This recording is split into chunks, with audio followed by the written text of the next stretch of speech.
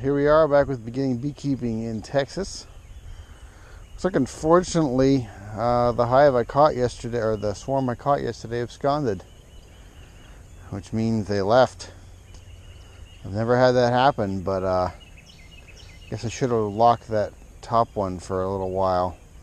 Usually I lock them in for 1 to 3 days so to make sure the queen starts laying, make sure they're really, into it, involved, and pretty much locked down there. But oh well. So what we're going to do now is we're going to feed this one because they are very very hungry. So let's open her up. Just have the chest cam on today. I will try not to make lots of movements. It's about 8:30 in the morning, 60 degrees here in Texas. Oh yeah. These girls are pretty committed. I don't really have to shake them off because I'm just going to be putting this on. Okay, so they are eating the pollen patty I left for them. That's good. I want to try to stimulate feeding. Yeah. No, whatever. They don't propellize everything down like my other ones do. Well, there you go. This is how big this swarm is. It's huge. I'm just hoping they're not going to be aggressive. I do need to get the ladies off of here because this is going in the car. Alrighty. Let's do a quick check. Let's see if they're actually, if she's laying. I checked yesterday and she was not. But we'll do another quick little checkaroo, as Flanders would say. Checkarooning. See just how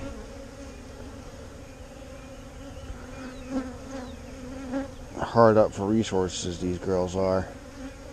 Nothing there. I mean, they're already starting to draw a comb, so that's kind of what they do. So they do have some pollen. This might have been from a frame that I left for them, like half drawn like that. Okay, so they do have pollen. They're not really awake yet.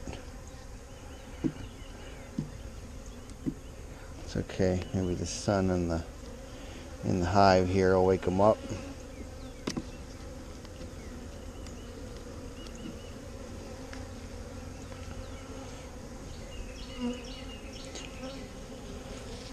We're checking for eggs, larvae, anything. So far, nothing. I have seen the queen before, it was yesterday, so unless something drastically changed. I mean, they would have left if she left, so.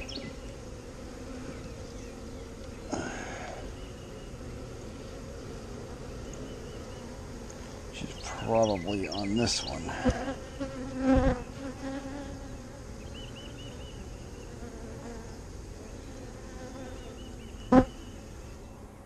Still not seeing any eggs. I mean, let me know if you see them, but it'd be even harder for you to see them. I'm still making queen cups. There's a starter one right here. That is not a good vote of confidence. It's a vote of non-confidence for this queen, basically. But once she starts laying, they will knock those down.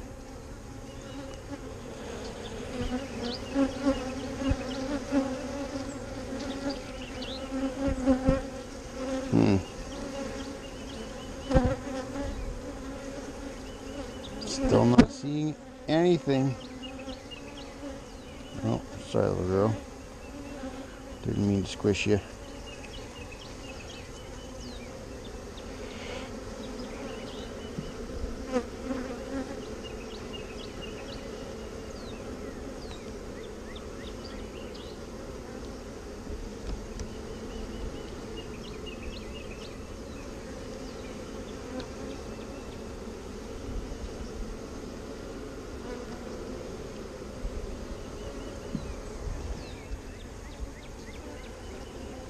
There should be eggs here by now.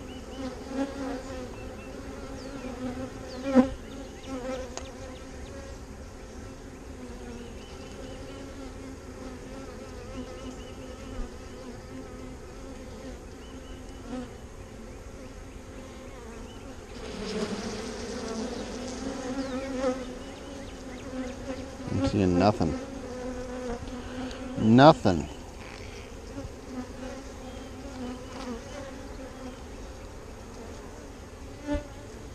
There's the queen, not doing anything.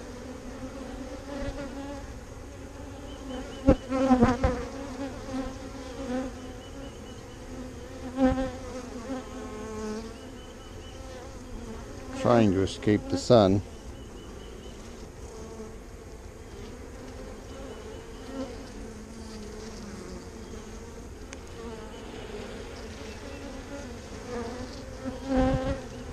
Oh, I do see eggs. It's a pretty sweet pattern too. Okay, good. She finally started laying, like last night or just now. Good, good, good. Perfect. Sometimes it takes them a few days. You know, I'll still feed them because they're pretty low, and they've got maybe a frame of uncapped nectar / honey. Let's continue with this process here. And notice I marked my frames because I'm starting to grow.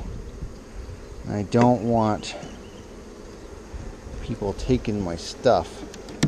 Marked my hives, my frames, everything. Gonna get a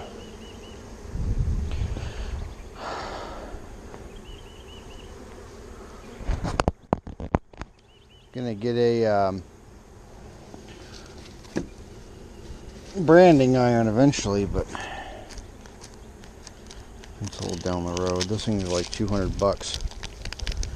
If anyone knows a good branding iron place, I just want, like, you know, Golden Legion.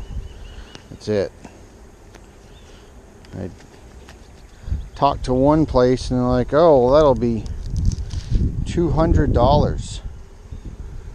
Yeah, that'll be how much? For what now? For 2 words, ½ an inch high? That's ridiculous. So, yeah. I don't know what I'll do with that. I really don't like having ink, you know, the Sharpies in the hive, but I mean, it's well dry by the time they get it, so it's not like I'm marking a lot. I'm going right for it. Good. I'm glad she's laying. How about that? That is fantastic news, because I was very worried.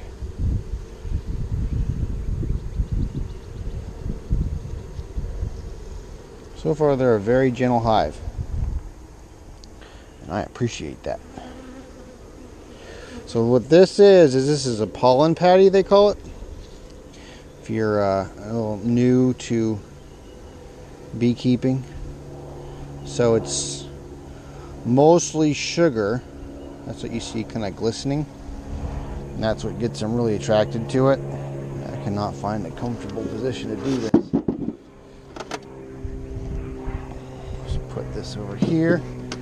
Now that there's no hive there anymore, unfortunately.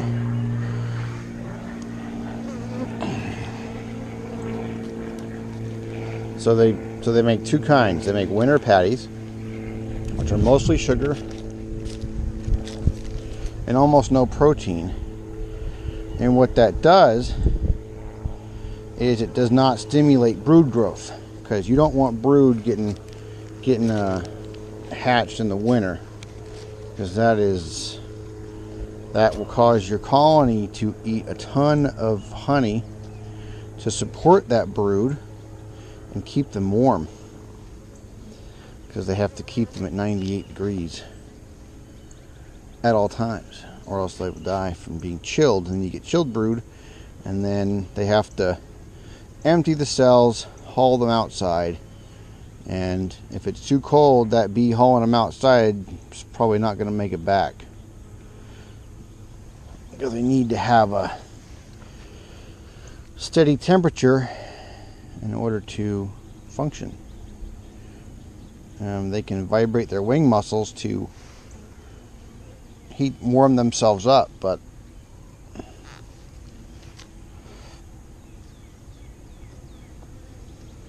just kind of smash it on there.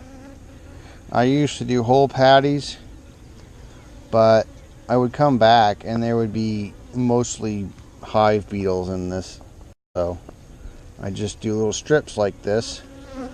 If you don't have hive beetles like we did in Alaska, you throw all the patties you want. Doesn't matter.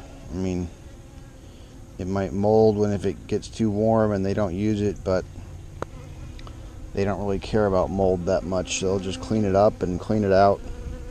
Bees are extremely hygienic. Something dies that they can't move out, mouse, they actually just cocoon it in propolis, which is